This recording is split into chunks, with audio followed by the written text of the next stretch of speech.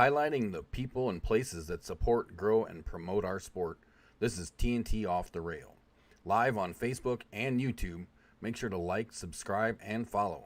Don't forget to enable live notifications so you don't miss anything.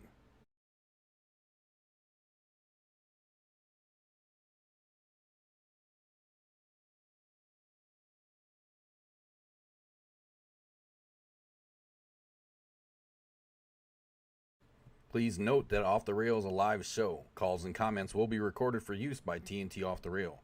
Some segments are pre-recorded. It's time for TNT Off the Rail.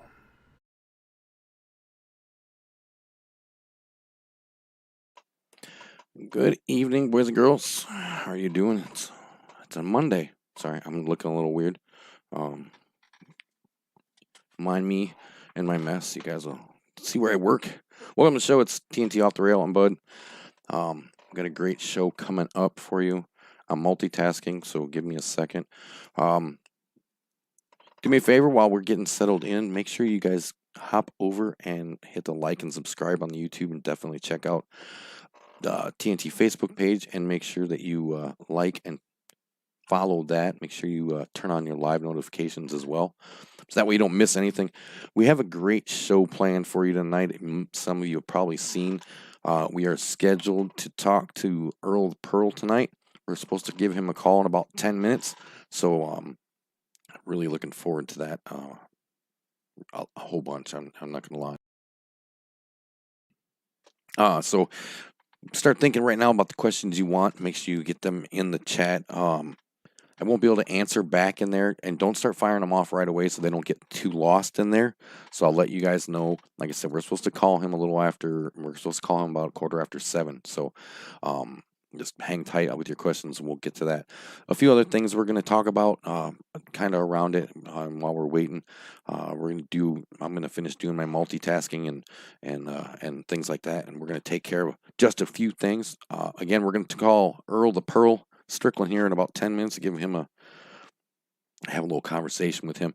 Hollywood was supposed to be with us tonight, but he's not feeling the greatest, so he will not be joining us. Maybe we'll try to talk to him. Maybe we'll chat. He's supposed to send me some stuff. Maybe we'll ask him some questions and see how he's doing. So big love to you, Hollywood. We miss you, bud. We'll get you back going, and we'll talk a little bit about his weekend and things like that. So we're gonna take a quick second to pay the bills and finish my multitasking. I'll be right back, and I'll be right back, and we'll go over some stuff, and then we'll give Earl a call. I'll work on that, Larry. I'm sorry. My multitasking hurts my brain. CBM Construction offers all your construction needs: new builds, remodeling, heating and cooling services, and installation. Give them a call today, 815-716-6727. CBM is licensed, bonded, and insured to provide the ease of mind you're looking for. From start to finish, CBM is professional and friendly as they bring your dreams to life. Bill builds it best. Check them out on Facebook for more pictures of their amazing work. Looking for a getaway retreat? Wanting to live off the grid? We can help you with any of your wants and needs. Custom-built tiny homes for you. Taking orders now. Give us a call and we'd be happy to help you out. 815-716-6727. CBM Construction. 815-716-6727. Ooh, big shout out to Bill and them. I'm sorry. Now you got me thinking about it, and I'm going to keep saying it constantly. You guys saw we got the date set for our first stop, our Sergeant Dunn first stop for our tournament, our Champions Tournament Series for TNT, and it's looking like it's going to be a ton of fun. Make sure you are subscribed to the YouTube channel to see all the action. We plan on streaming that. We break at 2 o'clock. We'll be doing that live in Dixon. I'm looking at my calendar right there. You can see I wrote it down so I wouldn't forget. Check this out real quick, and you'll see who will be looking at playing during that.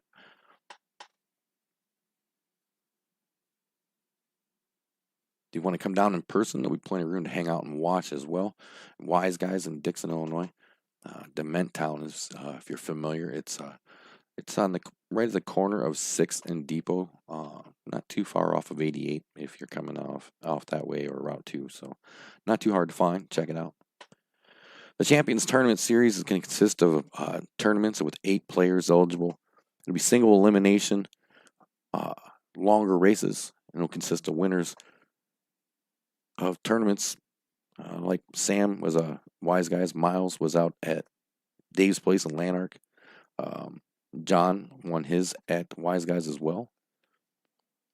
Marty won his at Cardwell's monthly tournament. And Michael won his at a Friday tournament in Wise Guys as well. As did Mr. Crillo. He got his at a Friday night tournament.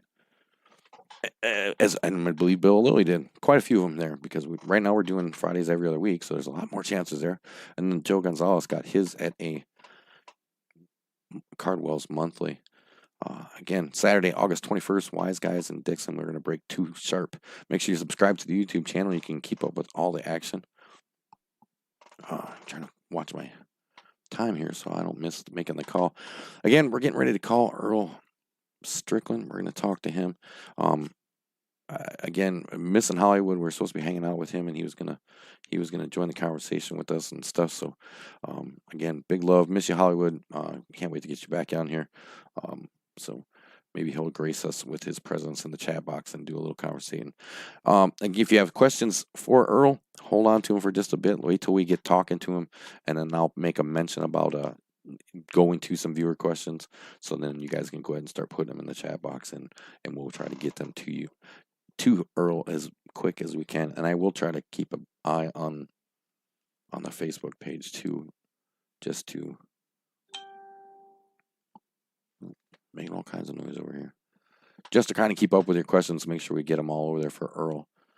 So we'll be calling him in just about, we'll call him in about 5 minutes. A lot of cool pool went on this weekend, which we'll talk about a little later too as well. I don't want to forget, I'm looking for something.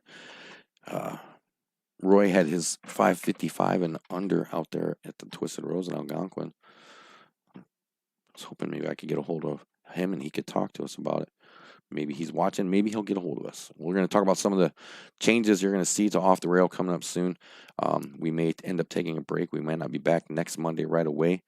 Still in the process of working out some stuff and finding. Yes, there are several questions in the coop. Yes, I have those in there. The pigeon coop gentlemen and ladies and gentlemen are putting up some fine questions as well for us to give to Mr. Earl. And don't forget, if you got yours and you can't be around to put them in the chat later, put them on Facebook, or if you're in the Pigeon Coop page, there's a thread going on there too. You can throw them on and I'll check it out, and we'll make sure we ask them when we talk to them.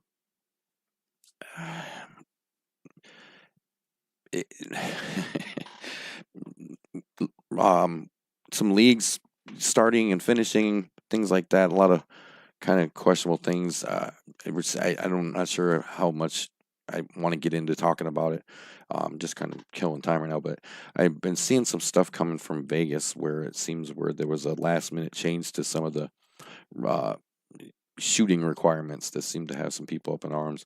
And I like I said, I didn't get too far into it yet, so I don't want to talk too much about it. So unless you're out there, if you're out in Vegas and you happen to be watching or something like that, I saw that it looks like I don't know if it came in last minute or what the deal was, but now it looks like everybody shooting out in Vegas now has to wear a mask while they're shooting, and it seems to started an influx of some interesting posts, to say the least. You're watching TNT Off the Rail. I'm Bud. Full mask shooting. Yeah, that's what I thought I saw, Eric. I'm kind of curious as to see. I know obviously we're going to see both sides of that, and we'll get into it a little more if we have some time after we talk to Earl. I'm interested to see some people's takes on the situation right now in general with the way things are going, and I'm wondering how much of an impact this sudden change in the climate with all this is starting to have on leagues and tournaments again. And it's a conversation I kind of really like to have. So maybe we have some time after Earl, we'll look into that and talk some. So, all right. Well, you know what? Let's go ahead and dial Earl up here real quick.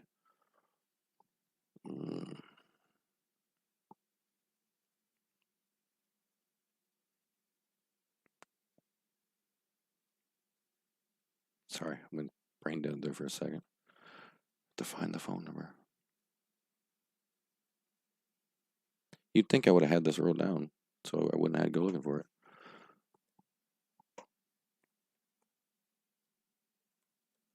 It's been a minute since I've done the show, so I apologize. You guys know I'm not always put together, so let's go ahead and give Earl a call and see if he gives us answers up here.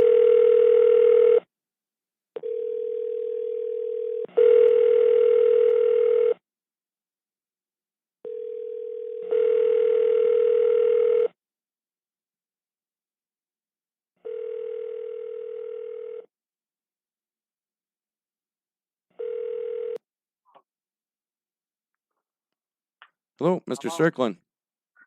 Yes. How you doing? Greg from TNT. Craig, how are you? Good. How are you, sir? Having a good night? Not too bad. Just practicing straight pull. Oh. Well, hope we're not interrupting. You got a few minutes? Hope we can talk. No, sure. Awesome. Thanks for taking the time, Earl. We're live right now on Facebook and YouTube, and at some point we'll do some viewer questions. But I obviously have a few, and I know there's probably a few things you want to talk about, and we're definitely going to let you sound off for sure. One thing, and I'm just going to jump into it because I know there's going to be a lot of questions, and one question I always ask to start off with is, do you remember the moment when it all clicked for you, when you knew you were going to shoot pool, when you knew this was your... Absolutely. Yes, I do. Yeah. No, I remember the moment I clicked and I knew I was going to be the best player. But the click of knowing I was going to be a pool player, no, I just started playing the game because it was fun. It just kind of fell into it, huh? Yeah, my dad took me to the pool room, and that was it. First time I saw. Actually, I was one of those guys that all he had to do was let me find the pool table.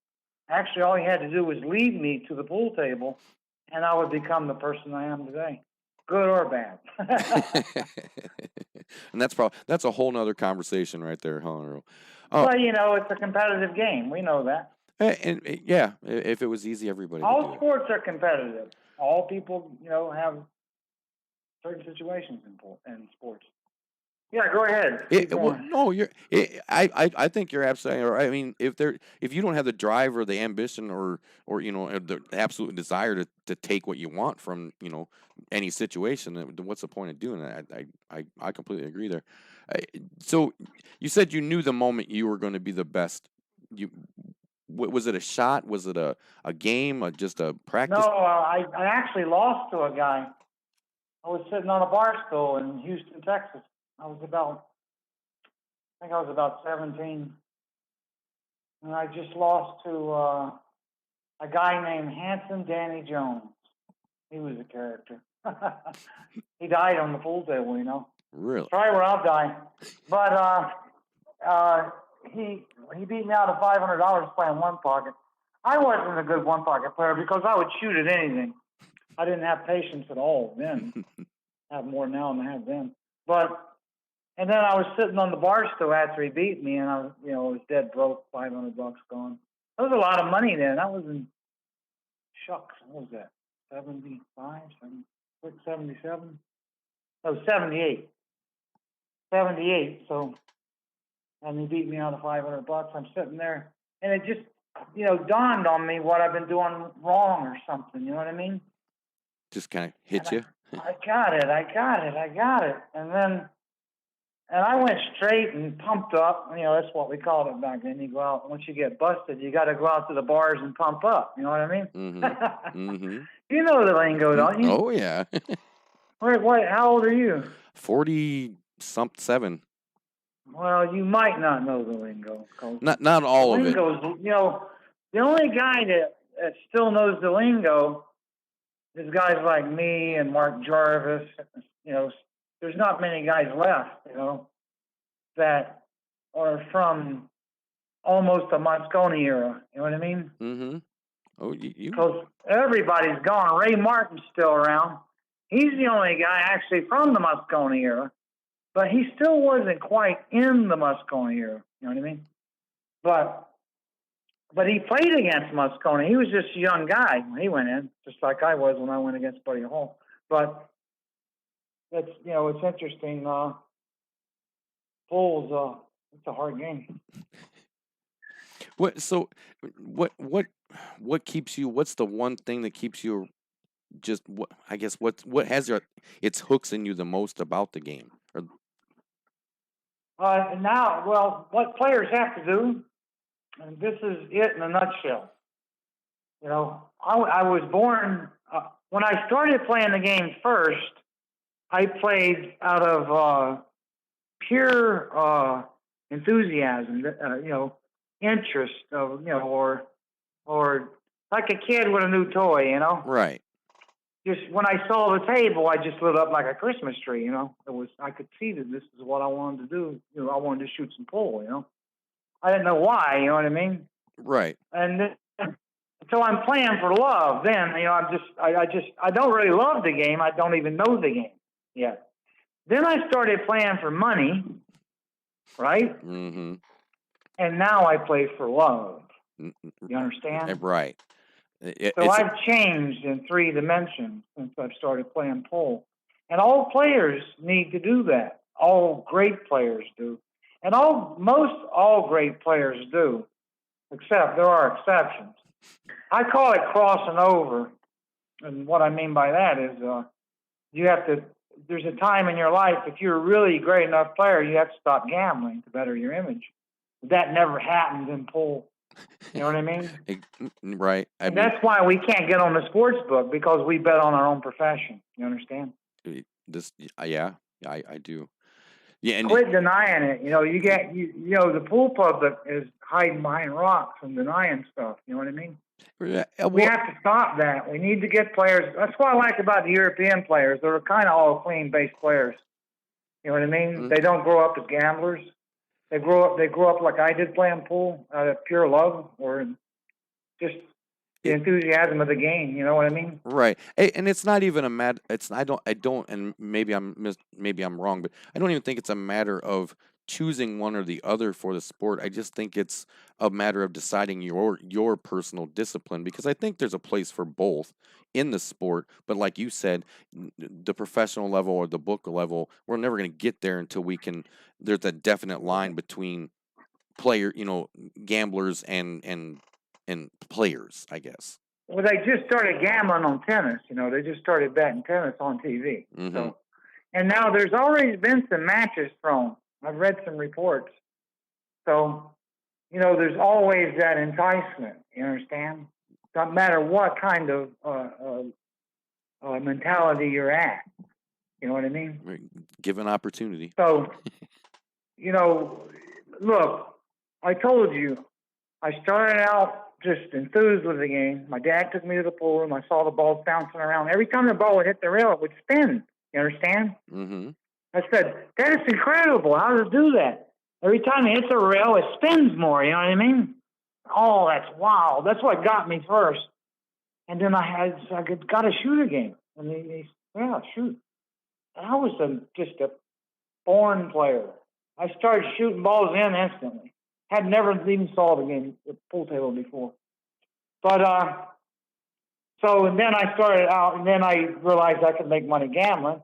I became one of the most notorious gamblers you ever seen. You understand? I would rob a nun. You understand? At one time.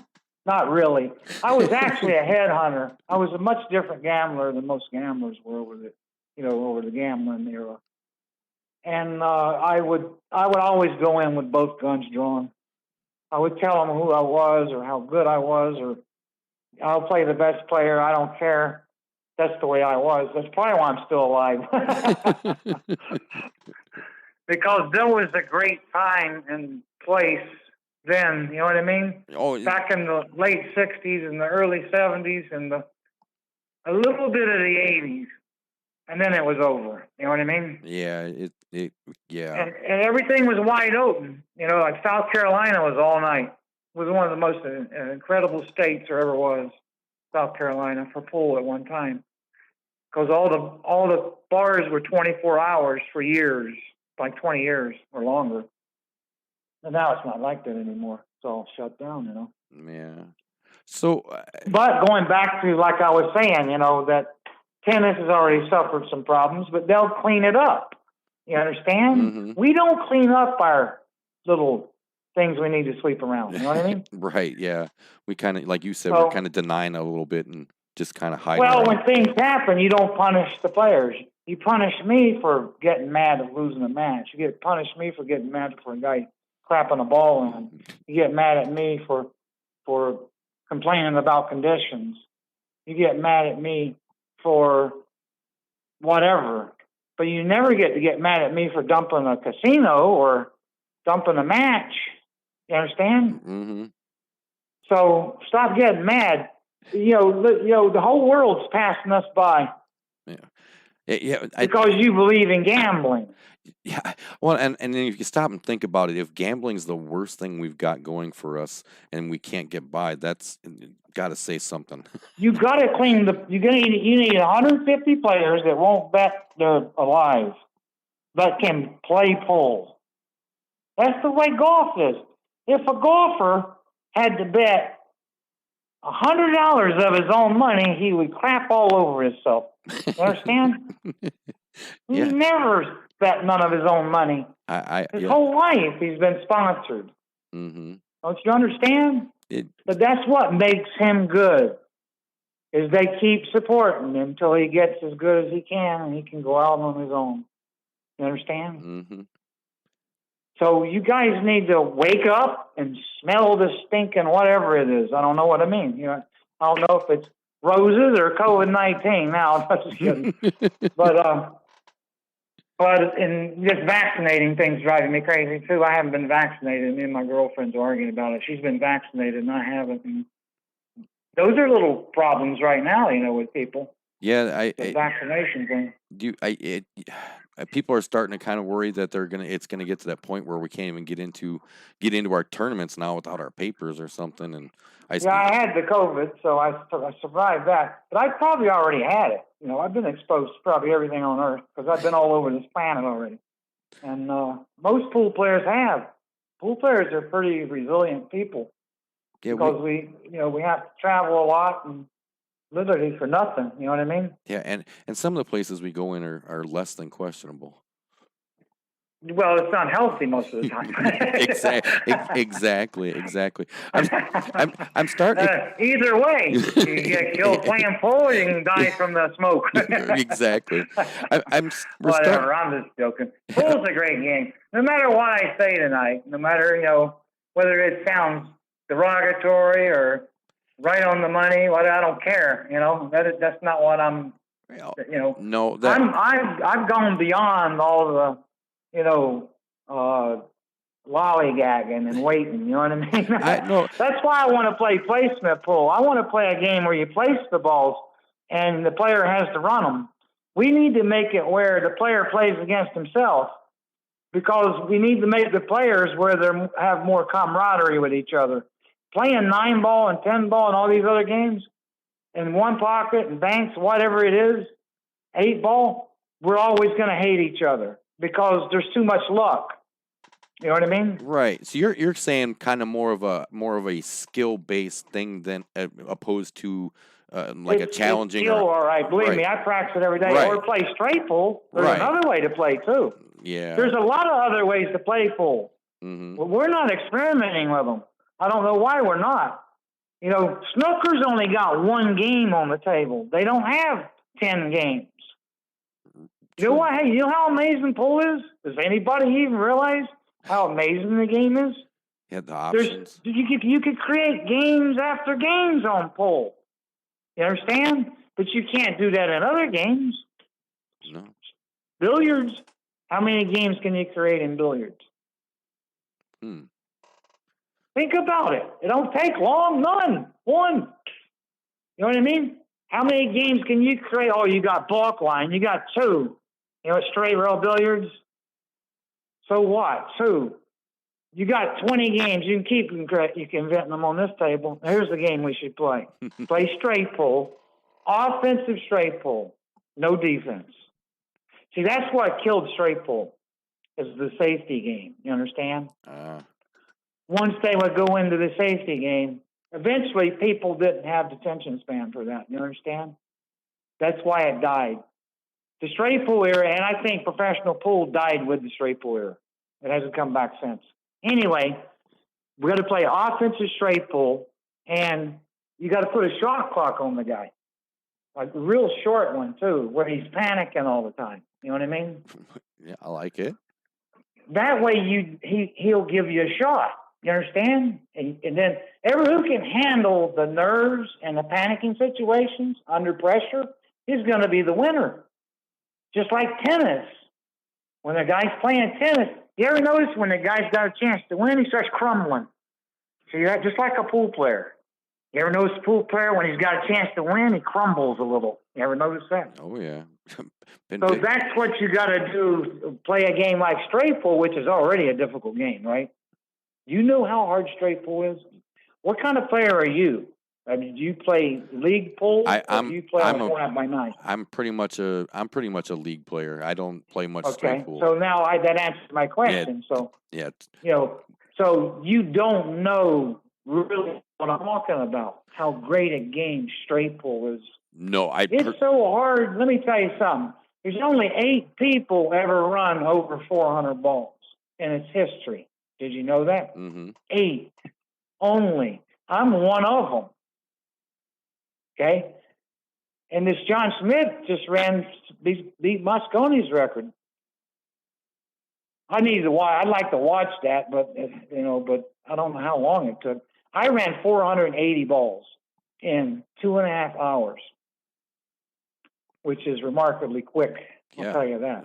But anyway, going back to what I was saying about playing straight pool, you play offensive straight pool, and you put the guy on a shot clock, a short one where he's gurgling a little, because the game's hard. You know what I mean?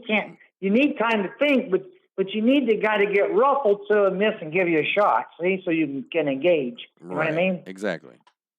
See, what's wrong with pool is still in 9-ball, at times, Shane's got that big break.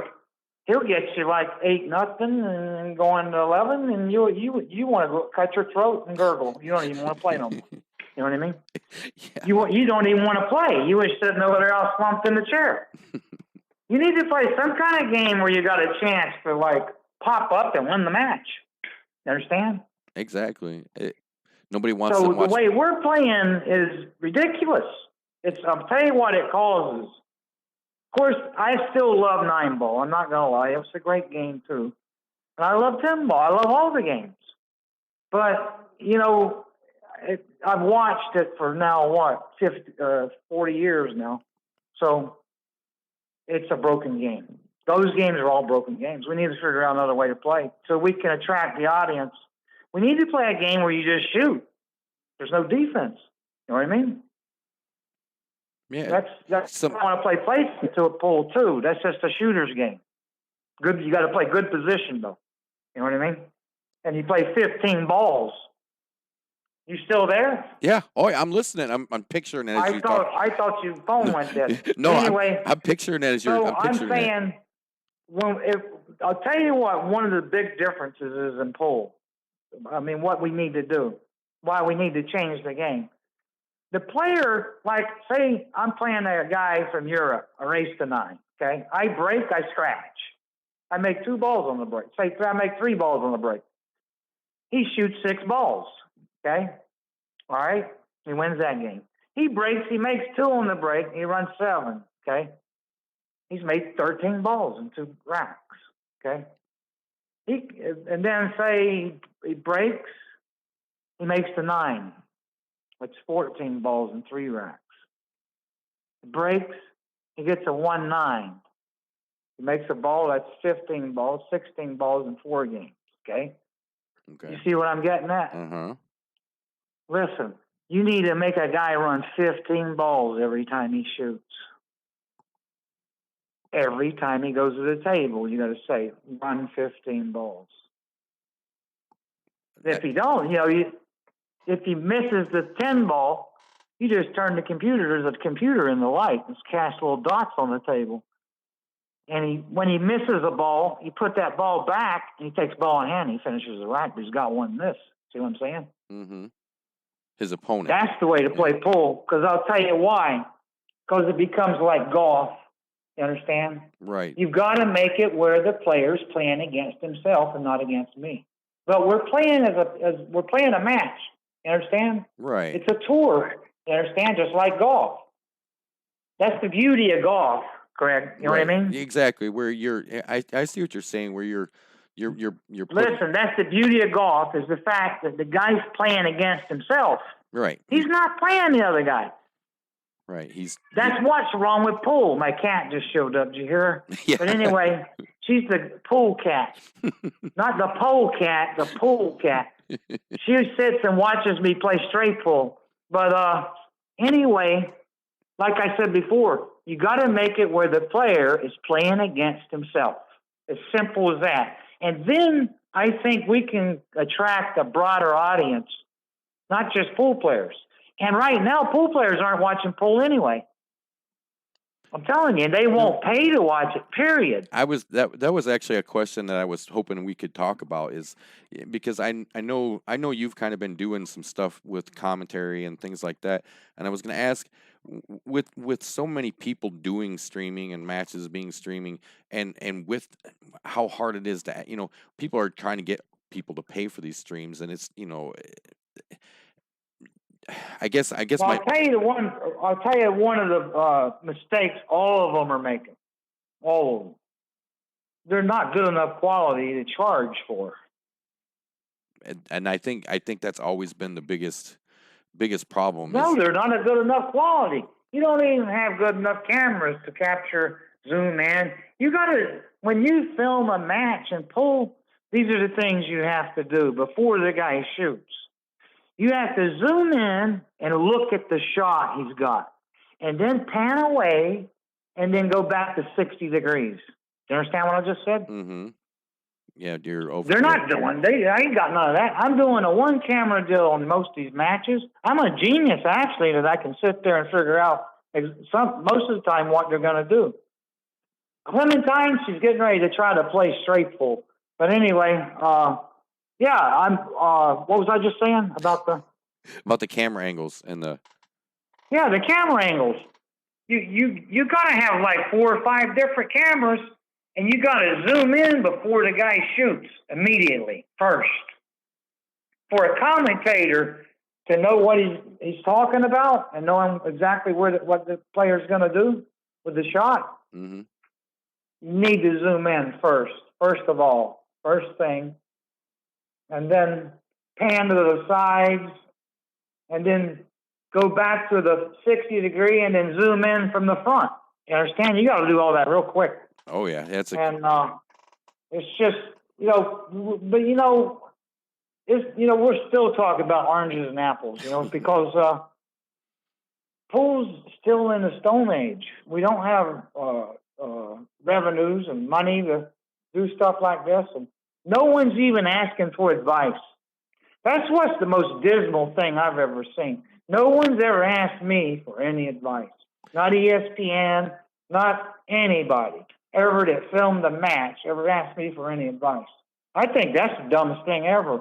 They asked Jack Nicklaus for advice on golf, and then you know what Jack said? He said, we need to speed the greens up. And that's what they did. They used to be slow as snails. And if they were still like they were years ago, these guys wouldn't be playing that good. You understand? Mm-hmm. So they can make an 80-foot putt now. They couldn't make an 80-foot putt with a spongy green. You know what I mean? No, yeah. So there's so many different places trying to do all these things to I guess, for lack of a better word, resurrect the game or the sport. You got places like Matchroom and things like that. Is there anybody out there right now doing? Matchroom is the best in the business, without a doubt. The one thing I like about Matchroom is they post the matches before the event. months, maybe, or weeks. Weeks or a month. I know that. I don't know if they posted the matches for the U.S. Open yet, but I'm sure they will a few weeks before. Yeah, they're very good about that. There's no tournament in the world that can do that. Do you understand that? Yeah, they do a great job Do you promoting. know how important that is for pool? You know why you can't do it? I don't like Calcuttas. I don't like all this stuff that's going on in pool. It's ruining pool. You're going back to like this really Stone Age, like pool room tournaments, and you don't have ballroom tournaments in hotels no more. You understand what I'm talking about? Yeah, where they just kind of take the room. Yeah, I know what you mean. You know, am I kind of getting your goat or something here? No, am I hitting on nerves or something? No, I love the openness that you have and hearing how. Well, a lot of people don't like listening to it, especially all those gamblers out there. Well, and they don't like when someone talks about gambling is hurting the image of this sport. It always has. But anyway, I'm not afraid to touch on it. You understand? No, and you should. And it's my job. Look, I came into this game and I found it in ruins. It's still in ruins. Maybe I can clean up some of it before I go. Or, I don't know, some guy the other day told me that I ruined pool. At a tournament. I was complaining about the conditions. It was horrible. And I waited 8 hours. I had to play a match at 8:30. And I didn't play until 2 a.m. So that's another thing I can't do anymore. You understand? Do you understand that at all? Oh, do you understand that that's even professional to make the guy wait 6 hours to play an 8:30 match? No. You know, let me explain something else too. Do you know why that tournament was behind? Why is that? Could you take one guess and think? Why did the tournament go behind schedule? Waiting on somebody or special treatment? No, the players play like turtles. What? Slow pool players. What are you talking? Are you disagreeing or agreeing? No, that was my horrible attempt at sarcasm. I'm not going to say any names, but it was about 2 or 3 guys there that held the whole tournament up. You understand? Oh. I was up at 4 a.m. playing pole matches, and they were asleep in the bed. Held me up, made me have to stay and play all night long, and then wait all night 6 hours and stuff like that. Oh. So, and then when I was leaving, I got in an argument with a guy because I was belly aching a little. And then he told me to go crawl under a rock and die. Nice guy. Right, no kidding. I don't know what your persona of pool is, but I've had a little taste of it myself. Well, you have definitely seen way more than I have. I deal with the. I was just a little irritated, with the whole thing. That's all. No, I understand. I deal with the. But turtles. no. Do you really? They didn't seem to understand. Nobody there seemed to understand. Oh, at the tournament? Just kidding, though. But you know what? It's the first time I brought it up since then. I wanted to bring it up, though. I wanted you to know how some people feel about me. You understand? Oh, yeah. I just wanted you to know that, and I want some of the viewers to know just what kind of people are out there playing pool. Understand? Mm-hmm. Speaking of some of the viewers, I got a couple questions that I think I kind of want to pass along to you. Eric Kraft asks, what's the biggest deficit you've ever come back in a match? Oh, God. Shucks. I'd say 8 or 9-0 going to 11. I've come back. I can't remember exactly. I know I've come back from 6-0 many a times, but you don't want to get down too far. That's not something you want to have to remember. I'll tell you the best match I ever saw a guy come back on me, though, was Wade Crane, Billy Johnson. The guy that had such a good break, he had 2 names. His name was Wade Crane and Billy Johnson. He had 2 names. He broke the ball so good. Let me tell you how good he broke. I was playing him in Reno one time, and I had him 10-0, right? I said, this match is on ice. I broke, didn't make that. He ran 10 straight racks. I've never seen that before done on me. Wow. He broke the 21st rack and made 3 balls on the break, and he got a funny shot on the one. It was a funny shot where you could hang it up. He could have made it, but he hung it up, right? It was only like 6 balls on the table, and there were gimmies, right? When I got up, I almost dropped the cue. I couldn't swallow a BB hardly. You know what I mean? Because, I'd never seen nothing like that. He was an amazing player. He really was.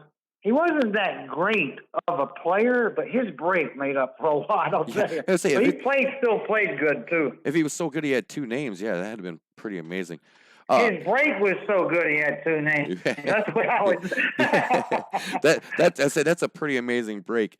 Yeah. Our buddy 7030, I mean Will Thompson, he wants to know who's the best money player you've ever played against? Sure, it's Efren was the best of the best. But Buddy Hall was awful good because I saw Buddy take Efren one night for the money. Really? A couple of times, actually, I think he did. And I saw Buddy take quite a few of them for the dough, even myself. Yeah, Buddy even got me. Matter of fact, Buddy Hall's the only guy that ever spotted me, ever. Really? In the history of the game, literally. Well, I never took a spot from nobody except Buddy Hall, and he beat me. Beat me with the 7 ball. It was unreal. Let's see here. Randy Anderson is asking, would you ever play Jasmine O'Shawn? No, I'm not going to pull no Billie Jean King and Bobby Riggs. No, I'm not going to do that. But, she's a good player, and I do some of her commentary, but I don't like mixing.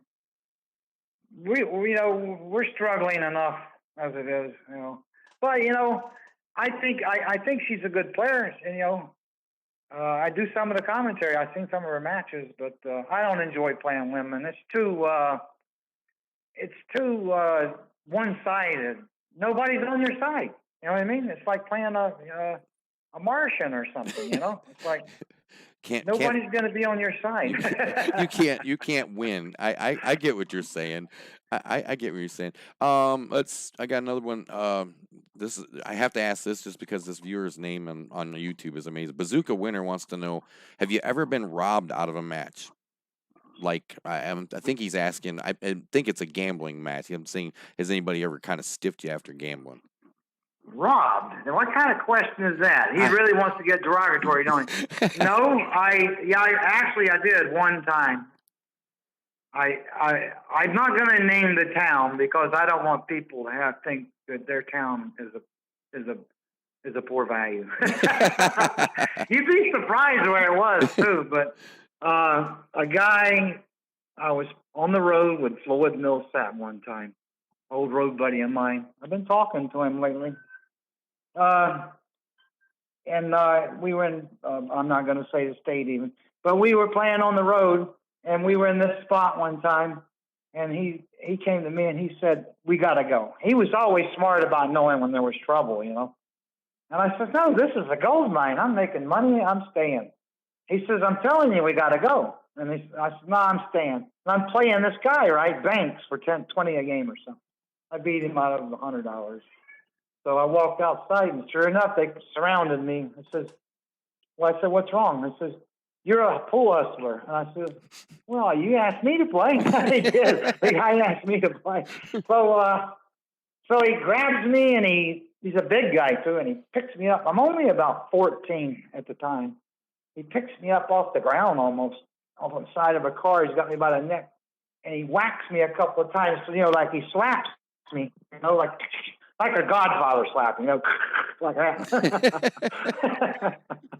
Didn't hurt me, just like that. Just got your attention. And he says, I ought to arrest you. I says, why? He says, I'm a cop. I says, really? Those are the days, huh? Cops are beating up kids. But anyway, so he says, give me $25 back. I says, I beat you out of 100. He says, I don't care. Just give me 25. I says, why do you only want 25? He says, I got to pay the water bill. That's true. And then he let me back down. He says, you guys get out of here. This ain't the spot to hustle. Oh, my goodness. I says, all right. Another guy was with me. They punched him in the stomach. There was 3 of us, me and Floyd. But Floyd took off and called. He was down at a phone booth. Of course, there weren't no cell phones then. That was in the 70s. That was 1975. That was amazing. But that was what happened. Oh, let's see. Rick Carrillo asks, what is your favorite title or your favorite win or title, and who was it against? There was a lot of good wins, which, all great players in sports have all kinds of great wins, I think. You can't really. But I'm sure there's one that I still think that when I won against Mizrak was the most life-changing moment for me. Really? When I beat Mizrak in 1983 in those white pants with that peach shirt on and those golden slippers. I don't know what they were, those slippers. All the clothes on me were borrowed. I didn't even have clothes to play in that match. I had $1 in my pocket. $1. Let me tell you something. You can't bring back moments like that where you ain't got nothing. You know what I mean? I didn't even have a plane ticket home. I didn't even know I was 3,000 miles from home too. So for a guy to go in there and play perfect pull on a rug, I'm talking a rug now. You think these guys can play now? I don't play on some of the stuff I played on. There was a giant patch on the middle of the table that was real sticky like Velcro, right? And when the ball would get on it, it would just like slow it down in slow motion. So every time I looked at that thing and I had to go across it, I said, hit it a little bit harder. Put a little oomph on it, huh? Oh, God, was that a classic match? You really got to watch that match. And it's just a classic. I mean, sure, it's not a close match because I ran away with it, but it's just, I think that's the most life-changing match for me. Was that one. And dethroning a great player like Mizrak. Yeah. You know what I mean? That had to feel pretty There's good. nothing like dethroning. Of course, you don't like dethroning anyone. But if there was anyone I ever wanted to dethrone, it would have to be Mizrak. He had a lot of notoriety. Yeah, absolutely. Yeah, I could see how that could be real satisfying. Mama TNT asks, what do you do besides pool? What's something that interests you besides pool if somebody might not? Oh, shucks. Well, we get up every morning. My girlfriend and I, we get up every morning about 6, and we go play tennis for an hour and a half. Then I come home and I start playing straight pool, and I play straight pool all day, 8 hours a day, just about. Wow. Unless I got a lesson, and then I'll, at the pool room. Since I got this pool table, it occupies a lot of my time because I don't have a lot of time left. I'm starting to realize that, and I got a lot of ailments too now. I got tendonitis real bad in my hands, but I still can play remarkably well. I think because I exercise, I run a lot. I got a treadmill here. I got a sit-up bench. Taking care of yourself. I use that often, and if I'm not playing tennis, I got to hit the treadmill. If I'm playing tennis a lot, I can relax on the treadmill a little bit. I don't want to run myself too much because I'm starting to crack up a little bit. You know what I mean? Because I've hit 60 years old now. But I keep myself occupied. The key to me staying in the game is to stay nice and slim. Don't get too much of a belly. Keep playing tennis, stay active, and keep practicing. And like I was saying before, I don't have a lot of time left, and I know that. And now I'm playing more. I'm pushing myself more now. It's incredible. I'm playing more pool now than I ever did. Wow. I don't think anyone's ever experienced what I'm doing at my age in this game. Because I think when Moscone was 60 years old, I think he had quit hitting balls. I don't think he played anymore. You know what I mean? Hey, you're definitely been. I just saw you. Obviously, you were recently just over in Decatur, Illinois, for the ACS. We saw some of our friends met up with you, and know you played a match with Alex. I can never say his last name. Young man, Alex Vernick, I think is his last name. I think you played some pool with him over there, and yeah, I had a lot of fun. That was something that I have to rely on events like that now because I can't win events. I can't win tournaments like I used to. My break's not like it used to be. Not. And I still shoot well, and your nerves too. I'm trying to figure out why you self-destruct in this game around 40. You know what I mean? It seems like at 40 you start little things creep into your game. You can't break as good anymore. You don't run out as good anymore. And it happens. Some players it happens to quicker, and some are later. But I'm trying to hang on for dear life. Like that, like the lady said before, the question before, staying active. What do you do when you're not? But I'm always playing pool now that I got the table. You see what I'm saying? Mm-hmm. Oh, I got to keep playing. If I stop playing, I'm finished. I may as well go out in that pasture and graze. so I notice Efren won't give up either.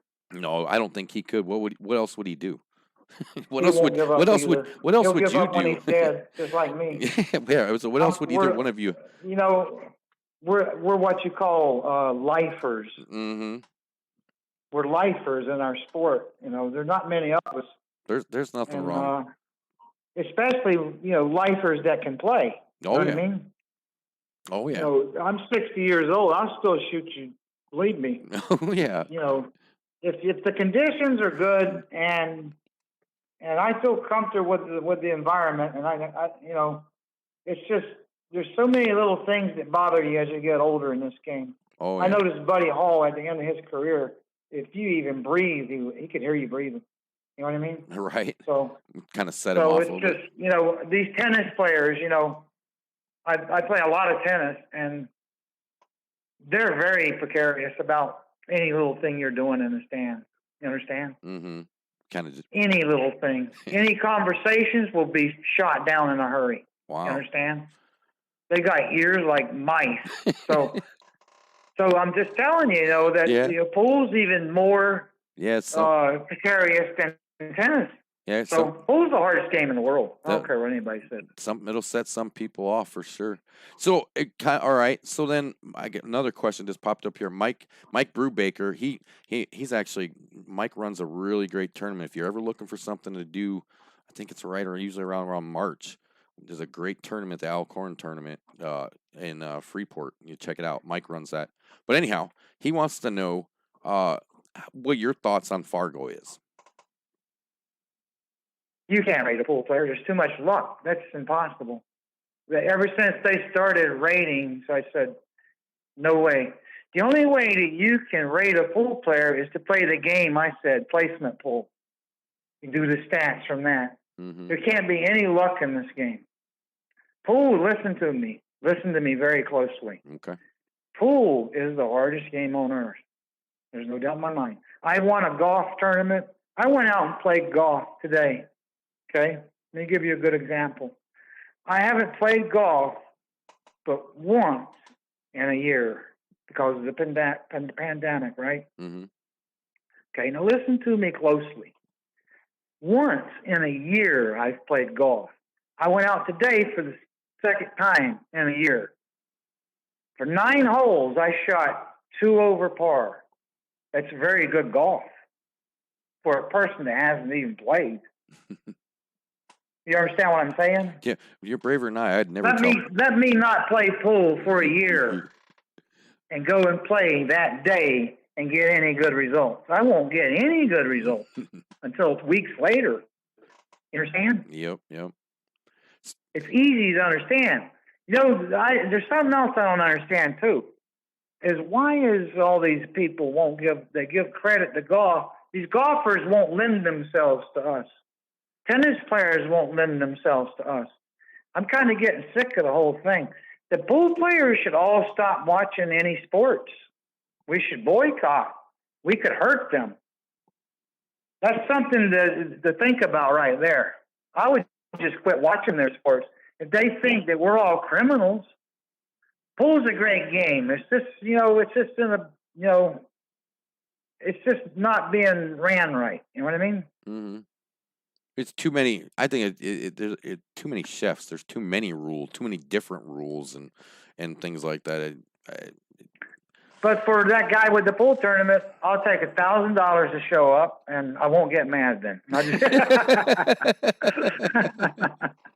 If I know I'm going to make some money, maybe I won't be as bitter if I get beat, you know.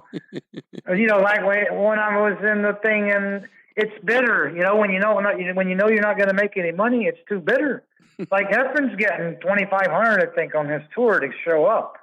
He deserves it. He needs it. You know what I mean? He can't win no more. You know what I mean? And I can't. I might have a chance, but my chances are. But I'm still working hard, and I tinker a lot. So I'm not going to go away entirely. I'll promise you that. I'm in the field at the U.S. Open. I'll be ready. Don't worry. We're looking forward to that. You kind of mentioned a little bit ago. We kind of touched on the commentating. How did you get into kind of doing the commentating? I mean, obviously, they look for the experience and stuff like that. But I guess it kind of surprised me that it would be something you were, I guess, interested in. Well, it's all I can do now. It's a way to make some money. Right. A little money. I'm not getting rich on it. No. But then that's something I can leave behind too. Yeah. Some of my knowledge. Yeah. It's amazing. If I have any at all. One time a guy said that I was what did you say I was? Some kind of has-been or something like that. I don't know what it was. Some guy that wrote a book or something. A flash in the pan or something. I don't know what it was. But anyway, the guy Luke Riches came to me and asked me. He used to work for Matchroom. He used to be Barry Hearn's right-hand man. Luke Riches. I don't know if you ever heard of him. Barry Hearn at Matchroom used to be his right-hand man, and then he retired. And he came to me and asked me, he called me up, texted me one day, and said, would I do some commentary? I said, sure, I'll try it. I didn't know if I'd be any good at it, because, I don't know if I come across right and stuff like that. I absolutely, I'm not going to lie, I love it. But I'm a little bit, like if the guy hits the rail and I know he missed the ball, I'll tell the audience he missed that ball. I'm not going to say he made it because I know he missed it. Right. The table I'm playing on, 1946 anniversary Brunswick. Nice. Mark Gregory built this table for me. It's drop dead gorgeous. It plays like something from the past. But I had him flange the pockets like the old days. You understand what I'm saying? The flange. You don't know what the flange is. People don't know they don't cut pockets like that anymore. This table is absolutely brutal if you don't hit them the right way. You understand? The right way. Yeah. The pockets aren't small. There's another thing about the persona of making a pocket. People think that a pool pocket, to make it difficult, should be 3 inches or 4 inches, something like that. That's not the right way. You take a 4.5-inch pocket and flange the pockets, and it'll play difficult. Don't worry, because you can't take away the long shots. You got to be able to make the long ones. You know what I mean? Mm-hmm. They tinker with the tables. They don't know what they're doing. There's a lot of stuff that needs to be corrected before I go. I'd like to try to lend a hand if someone would ever give me a chance, to show them how to actually set up a table. You know what I mean? Do the pockets and stuff like that. Oh, I would. It's important that the pocket don't let the ball go in too easy. You understand? Right. I guess I'm there's picturing. There's got to be a happy medium there. Right. When you're saying flange, because you're not saying close up the pockets. You're kind of talking more. Why they go out. Okay. Out. They don't go in. You look. Diamond's pockets are cuffing the ball. You understand? They're cuffing the ball in the pocket. Right. When the table's new, you can't miss nothing. You know what I mean? Right. But I still like the way they play when they're new. I like them better new than when they play sticky. Oh. I can't play on them at all when they get wet. That's what happened to me at that tournament that I went to recently that I had all that problems with, is the tables got wet and I couldn't play on them. And it just made me miserable. And that's what bothers me a lot of times. People don't, if they want to know really why I'm pissed off, it's usually the condition of the building or the air condition doesn't work, or someone's turning it off or playing God with it or something, or there is no air condition, or the balls are sticky or something, or there's always something wrong with the table. You know what I mean, Greg? Oh, absolutely. And now, talking about conditions and stuff, and a few of the other things we were talking about, James Bradshaw just asked, do you think, I guess, and with the state of things, do you think that pool belongs in the Olympics? Absolutely. If you play a game like I was talking about, a skilled game. Right. Isn't the Olympic skill? Right. It ain't luck, is it? Is the Olympics luck? I wouldn't think so. Well, there you go.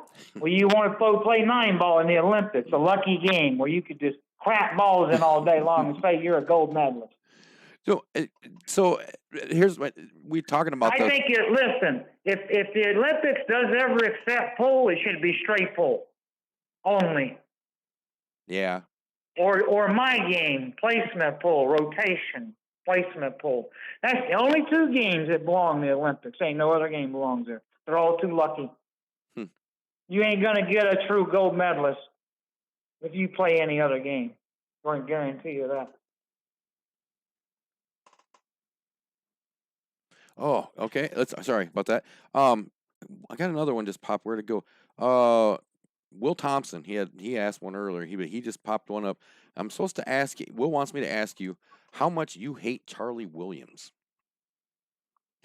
Charlie Williams. I don't hate him. I just dislike him.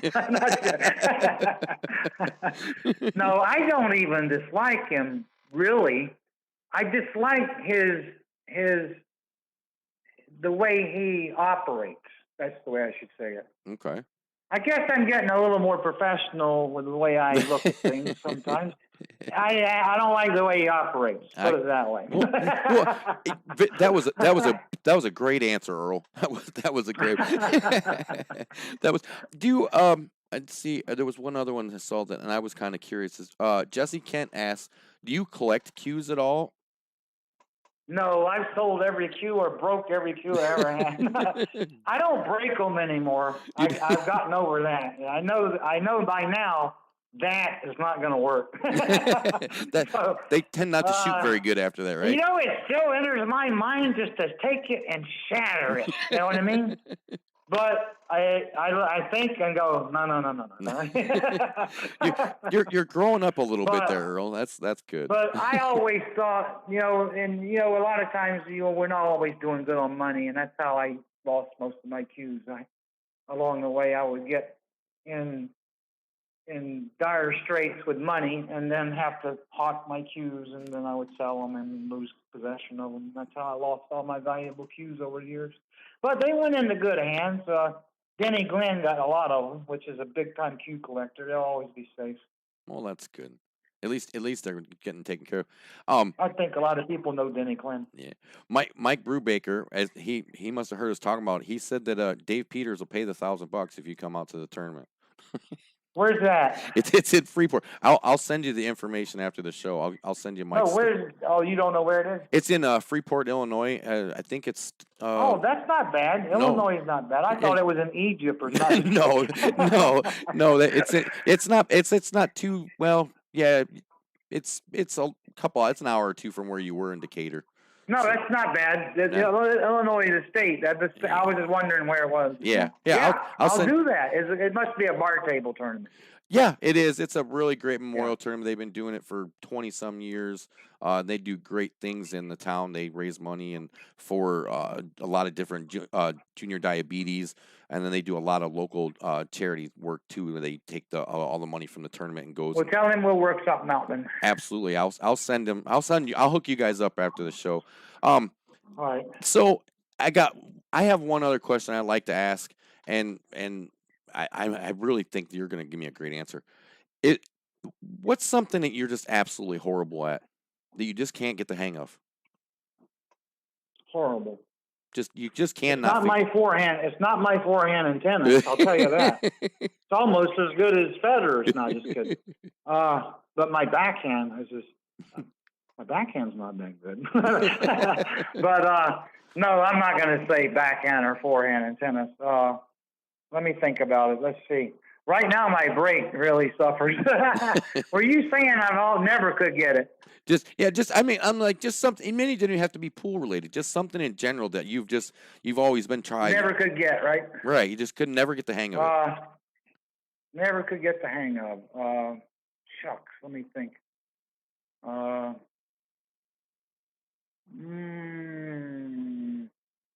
guess there's not too many things. Most things I tried, I got pretty good at them. I never was any good at bowling. I never could bowl. I know the one. I know what it was. I know what my pet peeve was growing up as a kid. I couldn't dribble the basketball.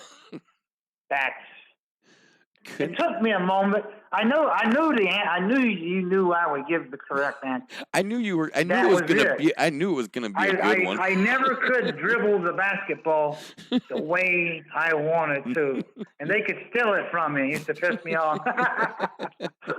Oh, that's great. That's absolutely great. Do you have anything coming up that you want to let people know about? You have any exhibitions or anything going on? The U.S. Open, the 12th through the 19th. Right. And I haven't heard nothing on Turnstone. Yeah, I don't think. No, have you heard anything on Turnstone? No, it's been a lot of talking and a lot more people asking questions about what was going on. I have an entry fee in from 2 years ago, Bill, and I haven't got to play for it. Well, hopefully they get that figured out for you. My entry fee is still good. You know what? The statute of limitations is going to run out on that $200. You watch and see. Yep. All pool players will come up with a statute of limitations. Yep. You're going to have to call. Mike Zuglin's going to come up and say, "Nah, the statute of limitations ran out on that 200. We need another 200." You know what, Earl? We decided it's going to cost you some more. Any shout outs? So I don't know. The expo have you heard anything on it? It's coming up, ain't it? The one in Iowa? No, the expo in Valley Forge, Pennsylvania. Oh, man. I don't know. There's so little for me anymore. There's tournaments, and, there was one just in Vegas. I had an invitation to play, but I can't win the tournament. There's no sense in me going. Well, I don't like the way the tournaments are ran, a lot of them. And if I can't make money in it, there's no sense. Like this guy with the bar table tournament, if I can make $1,000 and I might stand a chance to make something else, it's lucrative. Right. It's a lucrative thing for me to do. You understand? Mm-hmm. But to go to Vegas right before the U.S. Open, 2 days before the U.S. Open starts, I got to jump on a plane and come back 2 days and then prepare for the U.S. Open. Ew. It's not lucrative, and I know I'm not going to do good out there. I like Matchroom events, and I'll tell you why. They're the best in the business. They post the matches ahead of schedule. Now listen to me. They space the tables out where you can't be interfered by another player. Okay? Mm-hmm. 2, 3. The tables are immaculate. They're as fast as the Masters putting greens. You understand? Wow. They keep the equipment clean. They keep the table dry. They're very professional. They know that this is mandatory, that the table should be first. You understand what I just said? Yeah, oh yeah. I was just going to ask you. These people that want to play only with these sticky pool balls and powder should be eliminated from pool. You should have to play with a glove. There shouldn't be no more powder. You got gloves now. They won't let you use powder. Guarantee you that. You can't go on there and powder up the table no more. That's all gone. Get you a glove. And just doing goofy things, mucking the balls. They don't let you practice on the equipment that we're performing on. You understand? Right. They don't let 8 Europeans go in there and play on the table for 5, 6, 10 hours before the tournament starts like they do every damn tournament. I'll tell you what I think the tournament should do. You shouldn't be able to practice, period, on the pool table until you get ready to play your match. There shouldn't be no practicing. If you ain't good enough to jump up and play, you don't belong in a tournament. So those are the kind of things that Matchroom offers. And no other tournament in the world offers that, not even the Predator event I just talked about in Vegas. Last time I played that event, I asked a guy to clean the table. He came around with a dirty bucket of water and some old dirty rag he'd been using for weeks. And he wiped my table with it and didn't even wipe it dry. I looked at it, looked like there was a disease on it. I had some wind, and I always bring Windex with me. And a towel. I sprayed Windex and cleaned the table after he left, right? Ugh. And do you know, I caught COVID-19 somewhere there on those tables. I played a Chinese guy. I played a Filipino. I played Warren Kiamko. He had it later. Might have got it from him. I played him. He had it after the tournament. He got it. So, and when I got home, I had it. And who knows how many people we gave it to going home, because there was no mask ball then. But anyway, you got to really look at this pool, after this epidemic. We have to keep things cleaner. This is ridiculous, what I'm watching. What I'm watching as far as hygiene in this game is ridiculous. Let's don't end it that way. Let's.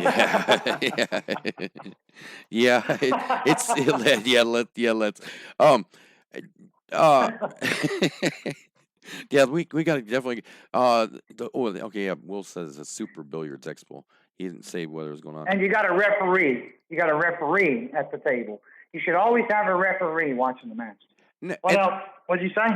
I was going to kind of ask. There was someone was going to ask with the referee thing. What do you think? If you're going to have a tournament with referees, should there ever be the area referee, or do you think if you're going to do it, you should always just have a table referee?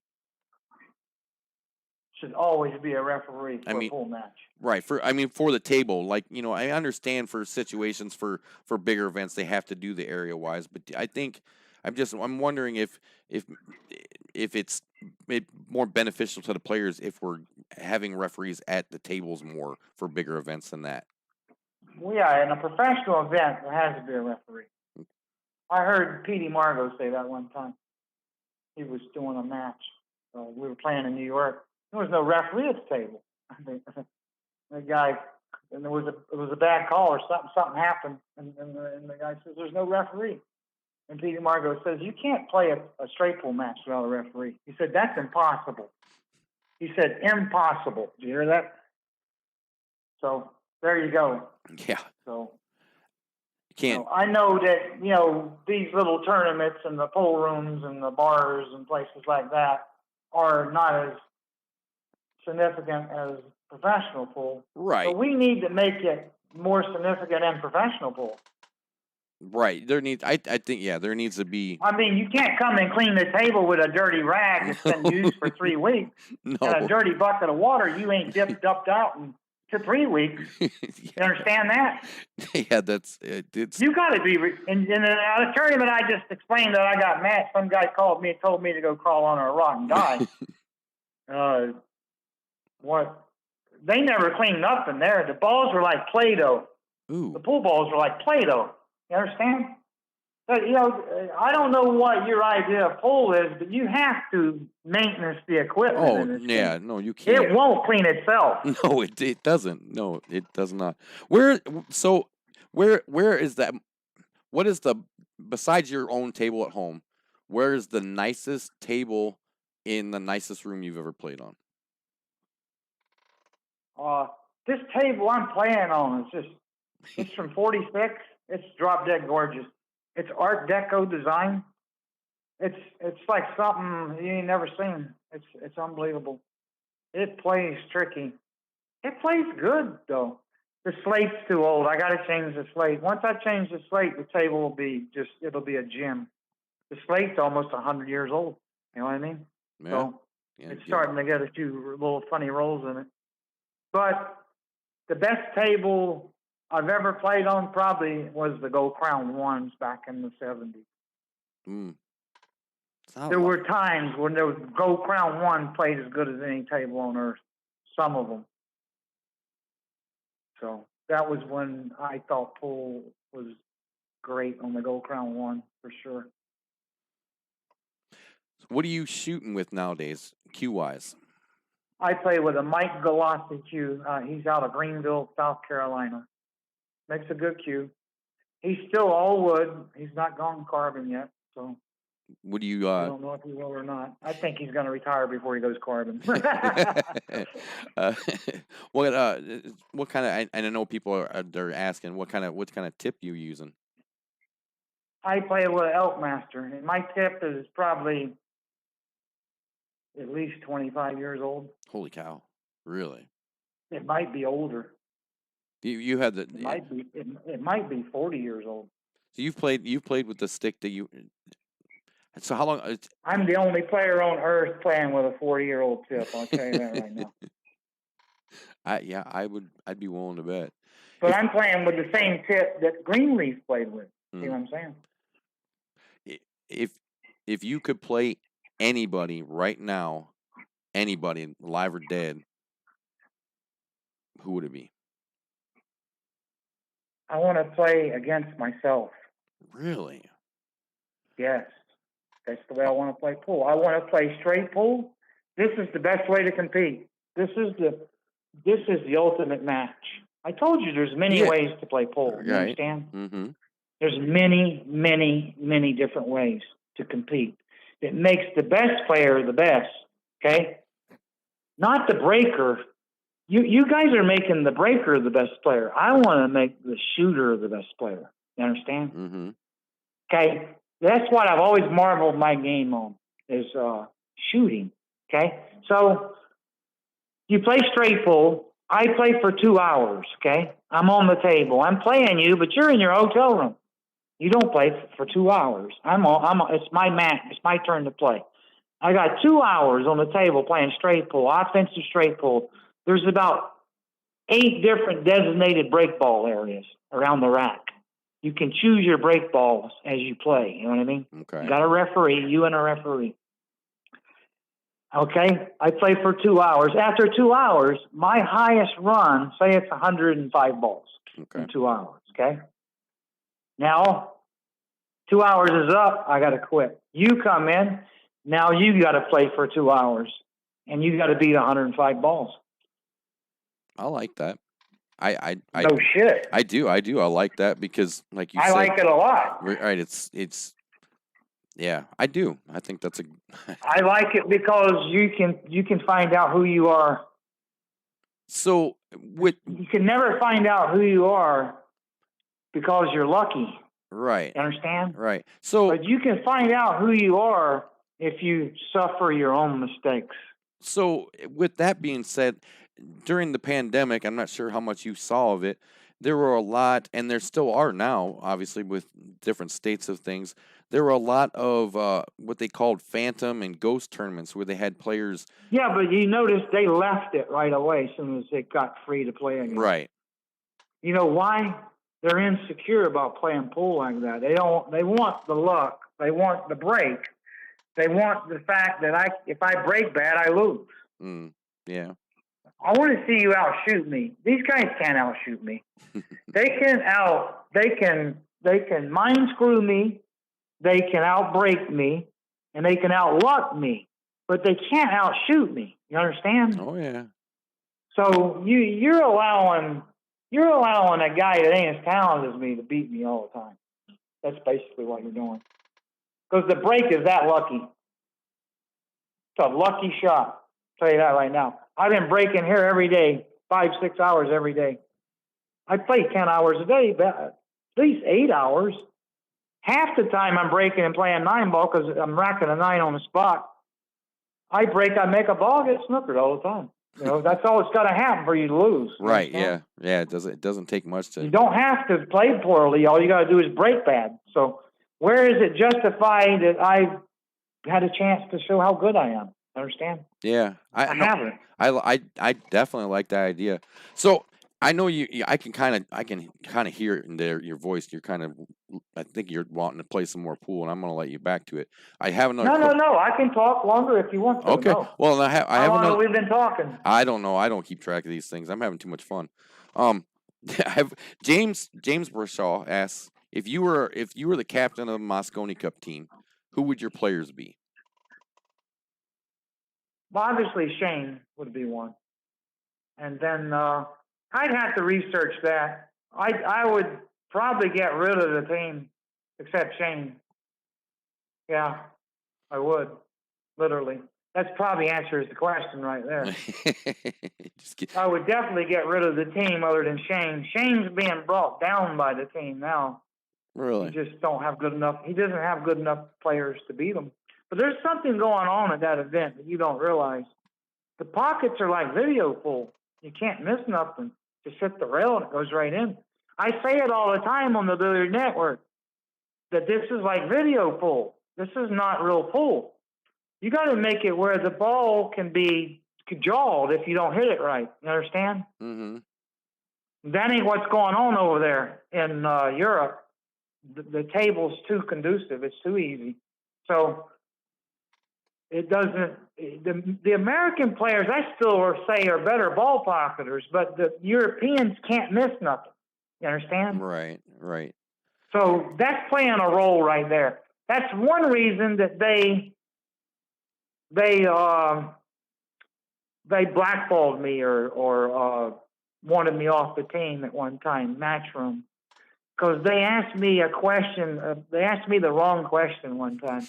They asked me what I thought of the equipment, and I told them it was flimsy.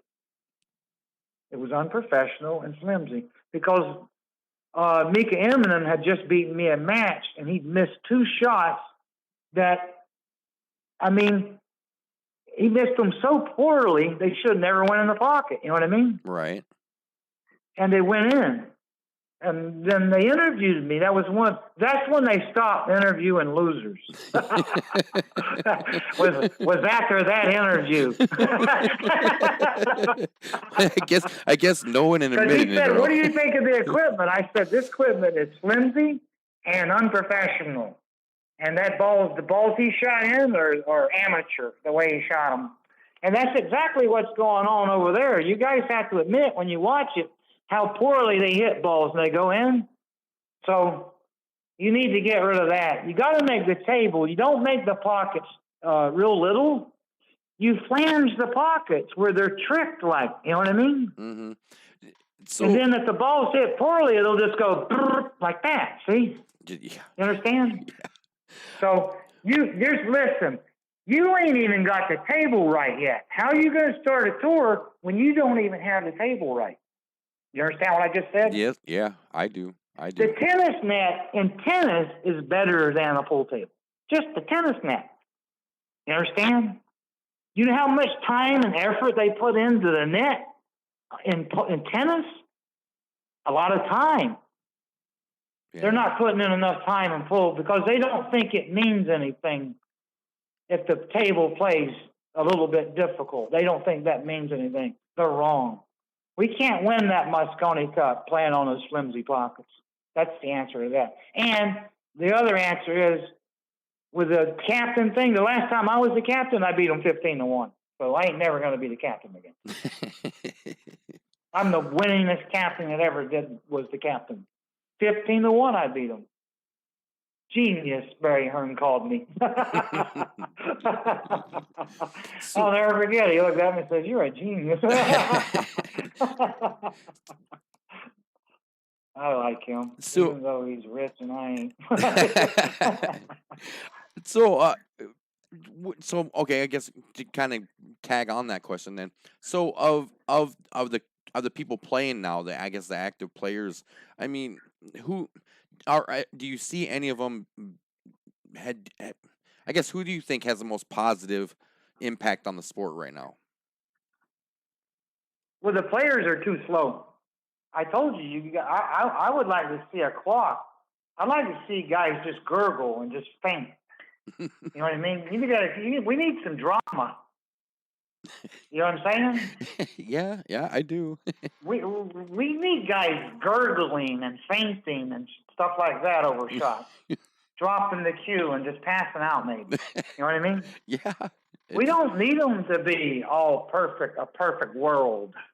You understand what I'm saying? Look, the table should be perfect. The speed of the game should be fast. You should have to shoot fast, period. And if you can't shoot fast, go get a job. Get out of my life. Get out of my way. You're holding me back. That's what's wrong with the game. You got more turtles now. I'm not going to name them on here, but you know who they are. The turtle players. Did you just say war turtles? They're hurting the game. They're killing it. They're killing it. I'm telling you. Dude, they ain't nobody going to watch them. No. That's why I'm still the most watched player. You know what I mean? Because I get up, I cut to the chase. I shoot the shots. I get up and shoot. Oh. And that's what's wrong with pool. It's killed it already, though. All this, I call it mind screwing now. It's just too predictable. What they're trying to do is just totally get the other player out of sync. It's a ploy, you know what I mean? Mm-hmm. Again, so you can't let that go on. Right. This is what's killing the game. Even at these pool room tournaments, the one I just went to, those players, I played one of them that's real slow, and he is just ridiculous. 30 strokes on the break, 5 minutes to rack, got to drink water after every game. He ain't even thirsty. I'd like to see him come follow me for a day, come out and play tennis with me. I'll get him thirsty. Go run about 5 or 6 miles. I'd like to see him get thirsty then. Get thirsty every shot. Yeah. Who gets thirsty and pull every shot? It's impossible. It's not that, it's not a thirsty game. It's a hard game, though. Pool's a hard game, though. I ain't never going to say it's an easy game. Mm-mm. But if we're going to attract a broader audience as we go on and don't get left behind like we're doing right now, we have to make some changes, some drastic changes. That's all I'm saying. Oh, I know it favors me if we play faster, but so what? If it makes the sport grow, who cares? We want the game to grow. These slow players, they could care less. They're in it for themselves. Right. You got to look. There's another thing you ain't looking at, Greg, or maybe some of the viewers aren't viewing correctly. I'm not in this game for money. I'm in this game to protect the integrity of how you play it. The speed of it, actually. I still think you have the right to get mad or to bust a cue just like they do a tennis racket or a baseball bat. You understand? Yep. But I think you should have to play accordingly. That's the key. That's what's wrong with pool. Everyone's not on the same page. That's basically what's wrong. You've got to put everyone on the same page. Yeah. Make us all play the same speed. Yeah. That's good question. The other day was Lanny Watkins talking on golf about slow players. Lanny Watkins was a fast golfer. I knew him well. I even met him one time. Real fast golfer. He does the commentary in golf now. And he says, you're always asking the question about slow play. He said, I didn't have to worry about myself. I had to worry about the other guy. You understand what I just said? Yep, exactly. He didn't have to worry about himself. He always had to worry about the guy he was playing with. So why can't I go in and just play pool? I got to worry about this guy mind screwing me. You understand? Mm-hmm. Like that. I will mention one name, that Sagakis guy from Greece. I played him a match. It took 2 hours. 2 hours to play a match, a race to 11. It never takes me 2 hours to play a race to 11. 50 minutes is about normal, or hour and 10 minutes. So I figured it out. I shot for 30 minutes. He shot for an hour, and he mind screwed me for an hour. Did you hear that? Yeah. He mind screwed me for at least an hour of the match. So there you go. You can say what you want. Well, you got to get rid of all this having babies while you're playing pool, laboring around the table. It's Of course, a lot of times I will say that now in these pool rooms, you got the table so close you can't play fast because there's somebody in your way. Well, that's another thing. You need to have less players in the tournament so you can space us out. Yeah. There shouldn't be nobody playing beside each other in pool. I don't care if it's in a pool room or a convention center or a phone booth. I don't care where it is. We shouldn't be playing next to each other. I've always that's something I run It's tournaments. a shark. Yeah. It's a flaw in the game. You understand? I run tournaments, and I always tell people I'd rather have a quality number of people at the tournaments than jam as many as we can just to fill the brackets. I'd rather, you know what I mean? I'd rather have you comfortable you need space to shoot pool. You don't need anyone interrupting you. Pool's a hard game. Right. You need to be concentrating. There's enough crap going on as it is listening to everybody jibber jabber like a bunch of birds. It sounds like, in the evening when a bunch of sparrows are in the tree. You remember how you used to when you were a kid, you'd hear a bunch of sparrows in the tree? That's what it sounds like at a pool tournament. Now we kind of wonder. Now we know why some of the guys are starting to wear those headphones. I can't do it, but I don't know. What was the last hall you were? I mean, what was the last pool hall you were in just to shoot, not for a tournament or anything like that, just to kind of go out and casually shoot in? I play here at Sandcastle in Edison, New Jersey. That's where I live right now. Okay. Did you work? We talked to Ed a while back about his NBL. And I think he might have actually brought you. He might have mentioned you at one time because I know he had talked about in the NBL they were using that break on the spot thing. Do you know much about the NBL? Did you see anything up? Well, I was the one that gave him that idea. Actually, I told him, I said, if you break from the dot, you really can't manipulate nothing. There's no manipulation. Right, and then everybody doing it like he mentioned to us, with everyone doing it. If someone did learn something, then everyone else would learn it. It is well, the only thing that you could do is somehow or another rack the balls in different. But as far as maneuvering the cue ball and doing something to create a ball going in somewhere every time, that ain't gonna happen on that. The one ball that's dead is the one in the corner, basically. Yeah, because I think he went as far as even you had to break from the spot, and didn't they even racked it forward too, didn't they? I can't. The nine's on the spot. Yeah, the nine's. You have to put the cue ball on the dot. Right. On the spot. Right. Okay. Straight break, straight on, and you got to hit them head on. Yeah, because they were. I know he was. I don't think he even lets you cut them. Now, if you cut them by mistake, it could happen. But right. Still, you're not going to be able to manufacture the balls the way you want to. Right. Because he seemed to. I think you shared the same thing. He was all about just I think when we talked to Johnny, and he was talking about how much it drove him nuts that people just aren't breaking the balls anymore. They're just hitting them like little kids and hitting them all soft. And he said it drove him nuts. Well, the break is a broken shot. It's hurting the game. It's killed the game. Look at me. I can't compete anymore simply because I don't have that little bit of luck I had at one time. It's all gone. But I still shoot great. I still shoot better than most people on earth. Most good players, great players. But I can't, you know what I mean? I can't break the balls like I used to. Can't get it. Just ain't going to happen. They think golf is harder than pool. I disagree with it. I think the break, I was out today, I was hitting the ball. My longest drive today was about 285.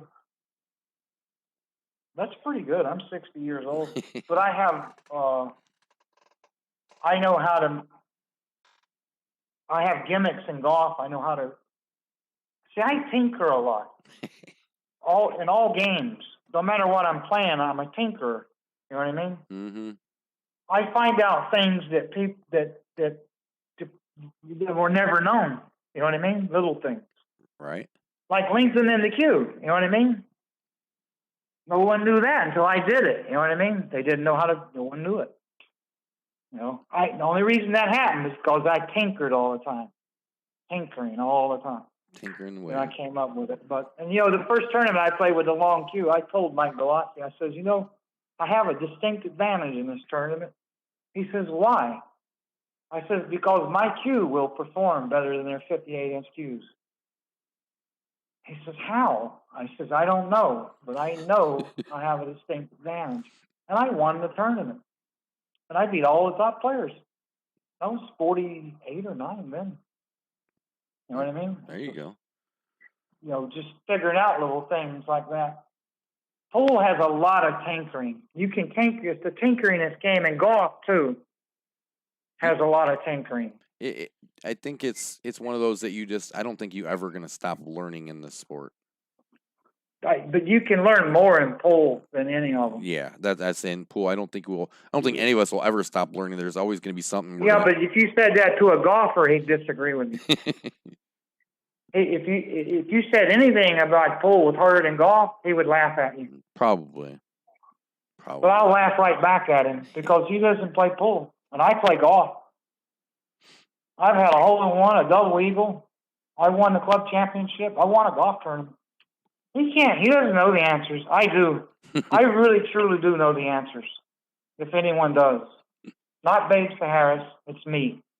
Because you know why? Pool's the hardest game. No athlete ever played pool. Jesse Owens, none of them. Carl Lewis, I don't care who they are. They didn't play pool.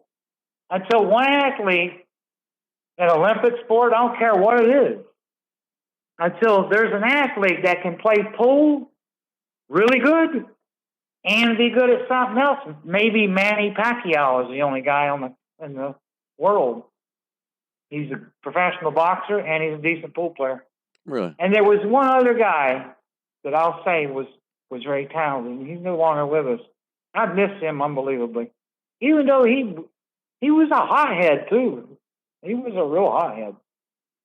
I didn't like him at times, but I never did dislike him totally. Was Dave Bowman. I don't know if you ever knew him. Mm-mm. He was a professional golfer first and then took up pool and became number one in pool. Huh. That guy was pretty talented. I'm going to tell you right now. Dave Bowman out of Norfolk, Virginia. I'm going to have to look that up. That guy was really talented because he was a professional golfer in the 60s, and then he started playing pool, and he started late. And he beat me a couple of times. And he became number one for like a month, and then he lost it. He wasn't a number one player, that he wasn't that good, but believe me, he played decent at one time, I'm telling you. He really did. I saw him run 8 racks one time. I'll tell you what I saw him do, him and Nick Varner. He ran 8 racks, and then Nick Varner got up, I think 8. Nick ran 8 on him, 8 racks straight, and then Bowman got up and ran 8. Never seen that in pool but one time. But, like I said before, we really can't brag about nothing until we get pool on TV.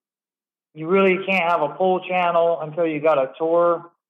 You know what I mean? You're dreaming. Right. So, you understand? If you think you're dreaming, it's a bad dream too. So you don't think anybody, even with the things that Matchroom is doing, do you think anybody's close to getting us there? Do you think if Matchroom was to start a full-blown tour with 30 events around the world, then I would say that we're heading in the right direction. But one open event and all invitational. He has one open event and one and one invitational and one qualified. So that to say that we need a billiard channel. You know what I mean? Right. Yeah. Exactly. We need an association. We need a full-blown tour. And we need players that don't gamble so we can get on the sports book. Pool's got to get on the sports book. That's where it needs to get. Then we blown it years ago because they threw the match one time and we had a chance and had one chance and they blew it. I couldn't believe it. They couldn't stand it. so close. So very close.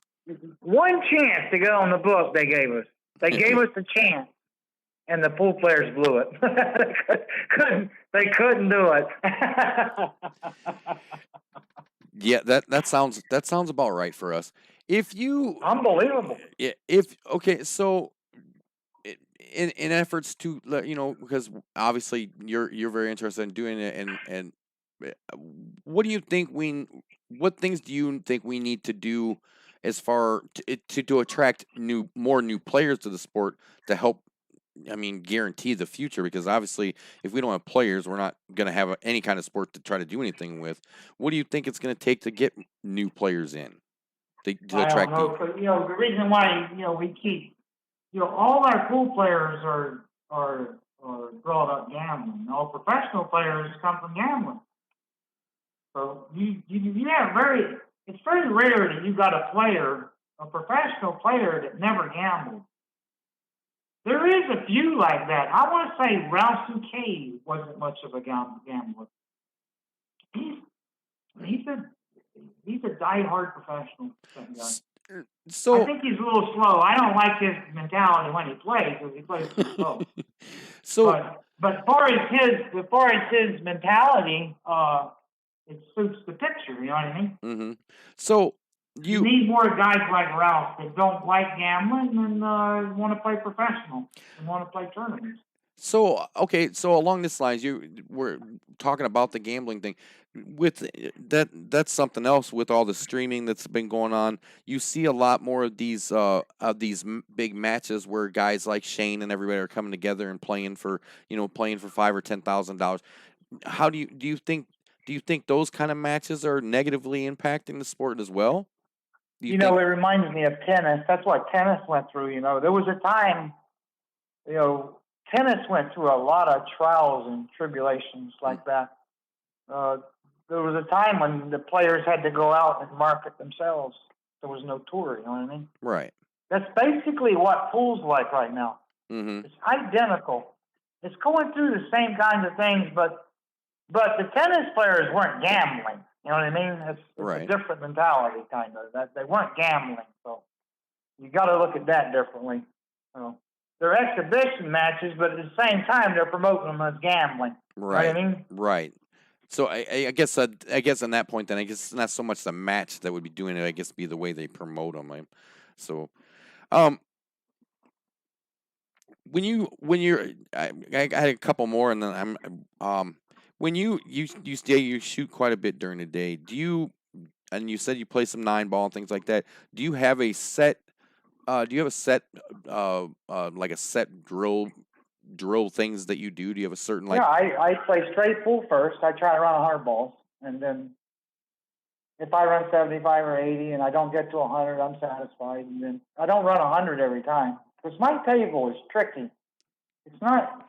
My table is not that conducive, but it still plays good. You know what I mean? Right. It does. Don't get me wrong. It plays good, but it's set up like the old style table from the 70s. It's difficult, but playable. You understand? Mm-hmm. And then to run 100 balls on it is not easy. And I'm not cleaning anything like Smitty does. He cleans the table, the stick, the balls, the chalk, the cloth. If he gets any kind of little cut shot, he's going to wipe the cue ball before he cuts it. You know what I mean? Right. So I don't do that. I take on every shot. I let the cue ball get dirty.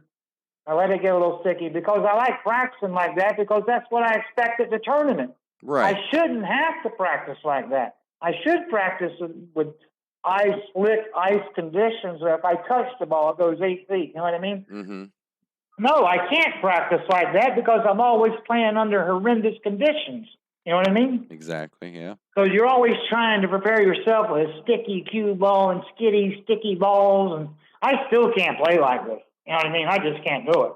I want the table bone dry. I want to be able to warp, bend the cue ball. I want it to go in a circle when I shoot it. You know what I mean? Can't do none of that when it's all sticky and wet and the balls haven't been cleaned and nobody even cares. It's goofy. And then I try to run 100 balls in straight pool to answer your question. And if I don't do that, then I bank. I like banking still a lot. Bank pool, I'll never stop. I have always liked banks. I'm an excellent banker. I nearly won the Derby one year. If it wasn't for Bustamante, I would have won it. He's an excellent banker. So he beat me. He stopped. I finished third, but I think if he wasn't in my way, it would have been mine. Or if he would have just played a little worse. But and then I'll bank some, and then I'll go to rotation, full rack raw spot. I put them on the table and I run them in 4 pockets usually. But here lately, I've been using the sides because I got to start using the sides, get back to getting used to shooting shots in the sides for the U.S. Open. Mm-hmm. So, but when I'm not playing a tournament or nothing, I usually shoot them all in the corners just to try to make it a little more difficult. Rotation. And that's all I play. And then if I got a 9-ball tournament like the U.S. Open's coming up, I'll start playing more 9-ball. But if I don't have any events, nothing, I won't play no 9-ball or 10-ball or 8-ball or 1 pocket. I couldn't practice 1 pocket. I can't practice that game. So just rotation, straight pull, and banks. That's all I need. Efren's the same way, but I don't think Efren plays straight pull as much as I do. I think he mostly plays rotation. I still think rotation's the greatest game, one of them. But the hardest shot in all of pool is the break shot in straight pull. Yeah. Don't ever forget that. Yeah, I've experienced it. I've played 50 years, 8 hours a day. And I've been playing straight pull for the last 30 years. I should have played it for the first 30 years, but I didn't because I didn't think it was that great of a game. I wish I would have. Some game. I'm going to miss this game. I got one last viewer question, and then I'm gonna actually let you go. As much as I'd love to talk to you the rest of the night, because thanks, man. Thanks for calling. You're making me want to shoot some pool for sure right now. Mike Crichton asked. I've enticed a lot of people around pool. Oh yeah. If I'm playing well, I can make you want to get up and play. Oh, I mean, I've always because I believe I have before I ask the question, real quick, I want to forget. I got to thank Jim Fridley because he actually passed you my number. He met with you in Decatur and talked to you a little bit and got me your number. So I got to thank him for that. That was awesome. I mean, I've always loved watching you play, and it's always in. And when I found out I got to talk to you, I was really excited. My co-host Hollywood was really looking forward to talking to you, but he wasn't feeling the greatest today. So I know he'll enjoy if he's not watching it now. I know he's going to enjoy watching it down the road. But we'll go out on this one. Mike Crichton, he wants to know besides yourself, who is your favorite player of all time? Favorite player? I like the Mrs. Rack. I don't know why. He's just a classic guy. He was a school teacher, He was educated and became that good at pool. It just don't happen. You understand what I just said? Right, yeah. Just don't happen that way. I was born on a tractor. Efren was born in the streets of Vanilla. Buddy was born in the middle of the trees in Paducah or Metropolis. And home of Superman. Buddy Hall ran him out of town. But, Mizrak, I mean, what a classic guy. He was born somewhat an intellectual and became one of the greatest pool players ever lived. You can't say that he ain't the most intriguing guy. You mentioned that one of the matches that you played. Did you play a lot against him, or was it pretty rare? We didn't play a lot, but the few times that we play, it was just classic, pure classic. There's a story. I ran into him when I was a little kid. I was about 12 years old. It was 1973. That was the year. He was doing an exhibition in Myrtle Beach, South Carolina. We used to go down there in the summertime when we get out of school, go out there and hang out in the arcades and rob the college kids. And then I would go to these little bars at night, hide under the bar tables and blend in with the crowd and rob people all night long. And we were in the pool room one day, and he came in and did an exhibition. And he had it roped off like Moscone used to rope the table off. And they told me, Earl, ask him to play a game. I said, nah, he doesn't want to play me. Looks like he's mad. He never was the most happy-looking guy. I liked him, though. I don't care what anybody said about him. At first, I didn't like him, but then I learned to like him. You know what I mean? Mm-hmm. But then I said, Mr. Mizrak, would you like to play a game? He says, kid, no, I don't have time. Back then, you know, pool players, they just brushed you off, you know. Mm-hmm. I said, I'll play you some. You want to give me the 7-ball? I had a pocket full of money. I said, I'll play you some 30 a game for you give me the 7-ball. He says, kid, I told you I don't have time. And I went inside the rope. And he says, get back outside the rope.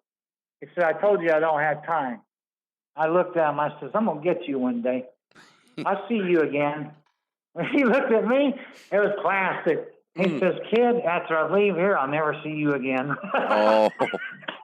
Oh. So 8 years later, there we were in that finals in Tahoe. And we went to the end of the table, the lag. I looked at him and I said, Steve, do you remember me? He says, yeah, I know you. You're Earl Strickland. I says, no, don't you remember me? He says, what am I supposed to remember?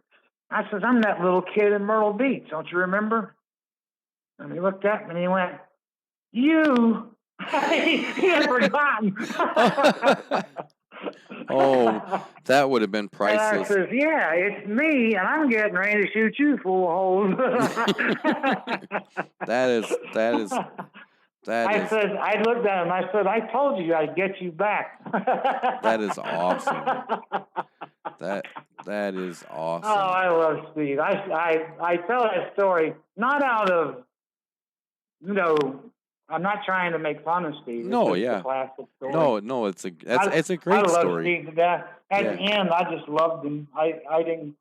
A lot of people disliked him, but you had to get to know Steve. Right. You know, and most of the time he wouldn't give you time to do that. Right. He was a busy man, very busy man. Earl, I want to thank you so much for giving us the time. It's it's a dream come true talking to you, honestly. I mean, you have been an amazing part of this sport, and I love hearing you talk about stuff because I know that you're not holding back. It's one of those that kind of relaxing feeling where you're not sitting there going, I wonder what he's really thinking, because I know you're telling me what you're really thinking, and I know there's a lot of other people that appreciate it just as much as I do, and I'm really glad that you found the pool stick and that you're still doing what you do. I know there were a ton of people that were so happy to see you out there in Decatur. I saw people, a lot of posts and pictures of people that you met. You ran into a lot of players that play in my leagues and my tournaments, and they were so overjoyed with it.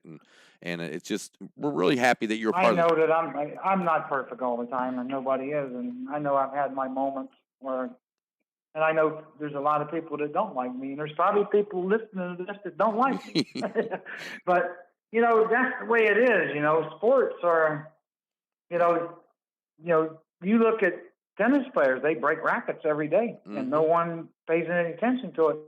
But if I break one full cue, you want to throw me to the lions. You want to stone me to death. So does that mean that I'm that good? I think you are. You understand what I just said? I do. I think. Are you even listening now? Oh yeah, I'm listening. Do you understand what I just said? Yeah, I do. If I break a shaft, you think I'm a criminal, but you won't scrutinize other athletes like that. Only me. Yeah. That only proves one thing to me. I'm one of the best athletes on this planet. Because you know why? Pool, I think, is the hardest game of all the sports on the earth. Because you're playing with two object balls.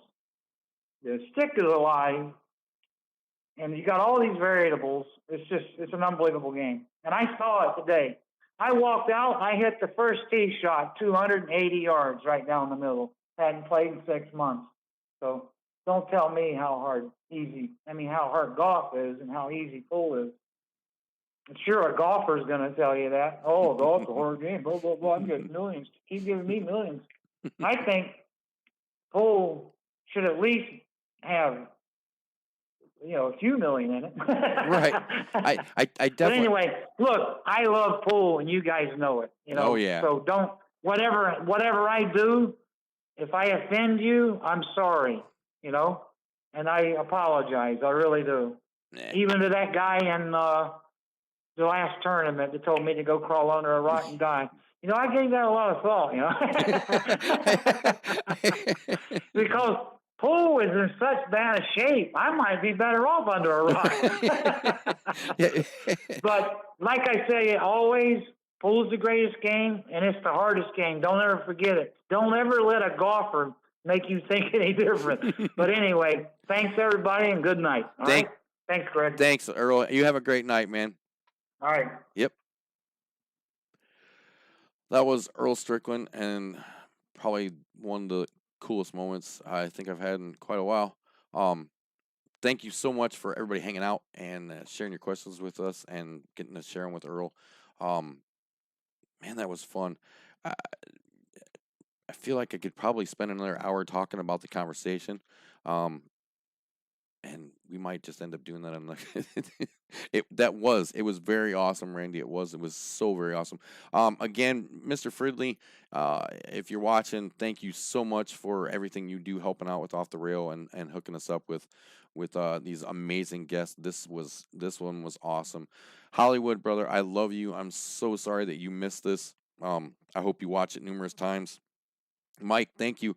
I will text me, Mr. Brubaker. I know you said, but text me some information and I'll send it over to him for real. I think he was serious. That was amazing. Off the Rails is going to come back. I might not be back next Monday because I'm still working on some stuff. I know some of you may or may not have seen the post. We're looking to add to the show to get a little more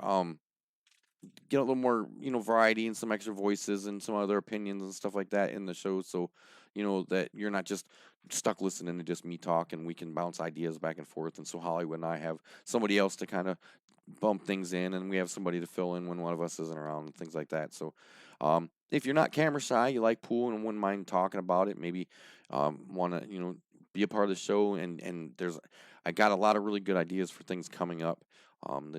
Things are only going to get better. So if you're interested and would like to find out some more, get a hold of me. It's coming up very soon. As soon as I get caught up with a few other things, I do plan on doing a show from somewhere where I'll sit down and actually do, I guess, for lack of a better term, like an open interview where you'll get to see what's going on and things like that. So looking to grow the show, looking to add some people to it so we can really share some more information and have some great stuff. I know, Randy, you want a fight night. I'm working on it. I think I'm feeling pretty good about it, actually. I think we could probably do that. Don't forget to check out TNT on Facebook if you haven't already, and like and follow, and make sure your live notifications are on so you don't miss anything. Off the Rail comes to you Monday nights at 7 o'clock. Again, may or may not be back next Monday. I'm not sure. I want to get the rest of the stuff for the show put together, but we will be back regular on Mondays here very soon. So make sure you keep an eye on that. Check out TNT Off the Rail Show on Facebook. It's a group where you can get direct access to share your stuff. Operators and directors, if you want to tell us where your next tournament's going to be or where your next league sign up or anything like that is, you want to brag about results and things like that, and wherever you're at, send it to us and we'll share it. We're all about highlighting the people and the places that are doing what they can to grow and promote our sport. So anything we can do to help, we're going to do that. Hit us up there. You like those? You like them, buddy? Yeah. I'm just happy I remembered to put pants on, James. Let's just go that way, because if some of you follow me on social media will notice that I have recently embraced the empty nest, and my lounging attire lately has pretty much consisted of just my sandals. So we'll just leave it at that.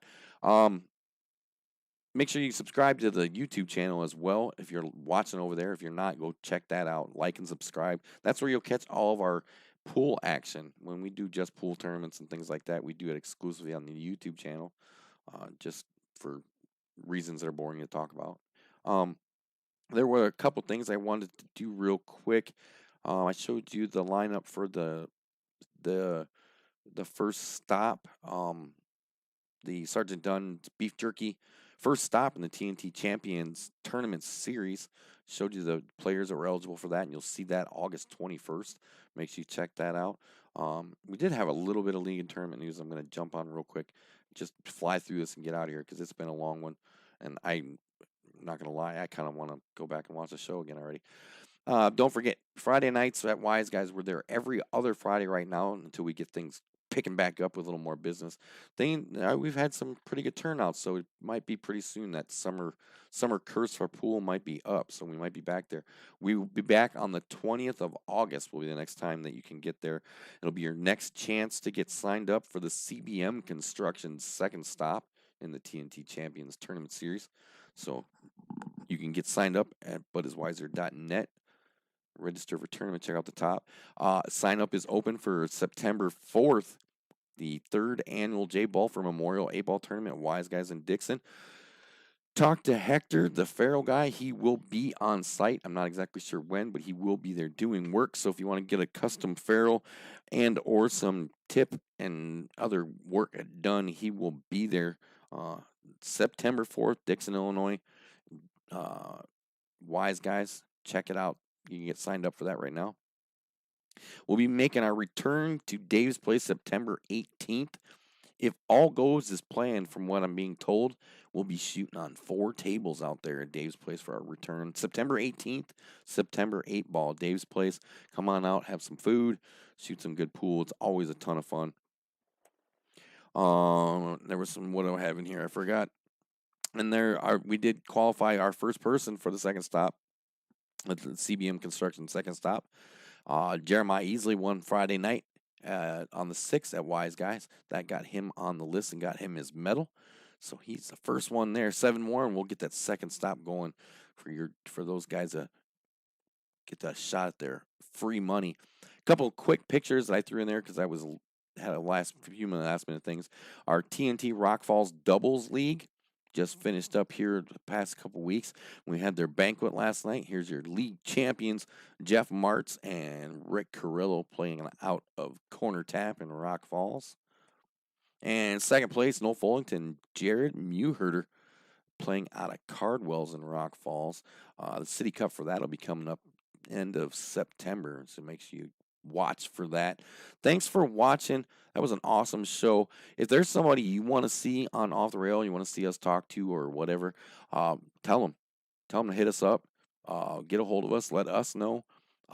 Check out TNT Off the Rails show on Facebook. It's a group. You can get all your stuff shared there. Like I said, tournament directors, operators, share your results, share your upcoming stuff, all that stuff. We want to grow the sport, and this is how we're going to do it. One small YouTube and Facebook show at a time. So thanks for hanging out. I've been Bud. This has been my beautiful little mess that I call my office.